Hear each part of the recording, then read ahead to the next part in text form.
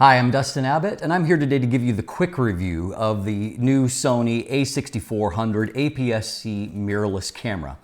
Now, if you want a more thorough coverage of this, more details, more insights as a photographer, I would recommend that you watch the long format review that will give you a lot more details. But today I just want to skim some of the highlights and let you know what is changed here and perhaps who the camera is for. The a6400, as noted, is a Sony APS-C mirrorless camera with a 24 megapixel sensor that is one of the very best in the industry. Beyond that, they have added a few new areas of functionality, included improved autofocus, now with 425 AF points, both phase detect and contrast AF, to where you have basically identical coverage across the whole frame. And so it has a very robust AF system. It also now implements a full-time IAF and full-time real-time tracking, which definitely makes it, ergonomically, it makes it much easier to use, and it works very effectively well. Another key feature is that they have added a selfie mode to where the actual LCD screen will now rotate fully up 180 degrees where it can face forward. There are a couple of limitations there in that, the eye cup does cover a little portion of the screen, and if you have anything mounted in the hot shoe, obviously, that is going to obstruct a lot of the screen. And so good things, but not perfect things there. This continues to be a powerhouse when it comes to video performance. While there's not a whole lot of new features here in terms of actual video formats or video frame per second options. But what is improved here is they have added an HLG, or a hybrid log profile, to help with HDR type work. They have improved heat dissipation to eliminate some of the overheating issues that were present, particularly with the a6300.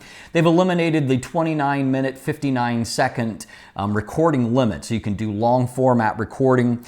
And beyond that, there's been some minor tweaking to the color science. And so end result is that you've got a lot of different video formats on hand, but capped off at limits of 30 frames per second in 4K, and then also 120 frames per second in 1080 or full HD. Other positive things is they have added in an intervalometer into the camera itself, which is an important feature. They had an app store that really didn't work all that well and was kind of a clunky interface. Now the intervalometer is built right into the menu system, which has also received a few tweaks to align it more to the A7 series and to make it a little bit more intuitive in terms of using it. When it comes to the autofocus, we've already noted that the autofocus system itself is very robust. The camera itself also is able to process and move along at up to 11 frames per second in shooting. And a positive improvement here is that compared to older cameras is that it is, instead of having a limit of 3 frames per second in silent shutter mode, you now can move up to 8 frames per second in silent shutter, which is obviously a much more useful figure there. In shooting that, you have 11 frames per second as noted, and a buffer depth of 46 RAW images or 116 JPEG images. And so while that's not as good as, say, the Sony a6500, which is a little bit more sports oriented, it's very competitive when you look at what other cameras are offering.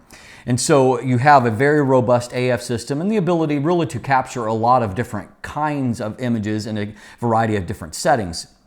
Now, kind of the main drawback to this camera is that it does not have in-body image stabilization. Now, if you're coming from like an a6300, that may not mean anything. You've maybe been relying on lens image stabilization, but if you have been considering an a6500, it does have Sony's excellent 5-axis steady shot inside or in-body image stabilization. And so that is something to consider.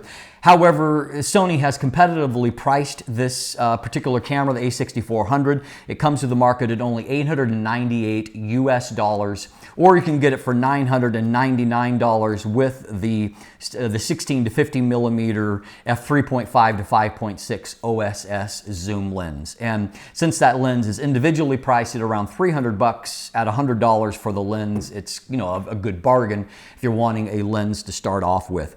And so a lot of very positive things here. It's not a perfect camera. There are a few irritations that I still have with some of the ergonomics. The placement, for example, of the record button over here, I don't love. I don't love the fact that there's a single SD card slot and it's buried down here in the battery compartment where it's not all that easy to access under a number of circumstances. But at the same time, you know, they've made a little bit of changes to make the grip a little bit easier to hang on to.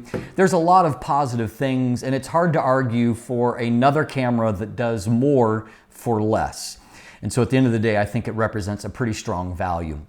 If you would like more information, you can either watch that full video review. If you look in the description down below, I also have a full text review that can answer further questions. There's also a linkage to an image gallery where you can see a lot of beautiful photos that I've taken with the camera itself. You can also find linkage there to follow me on social media, including now on Instagram. You can become a patron, you can sign up for my newsletter, and of course, if you haven't already, please click that subscribe button right here on YouTube. Thanks for watching. Have a great day.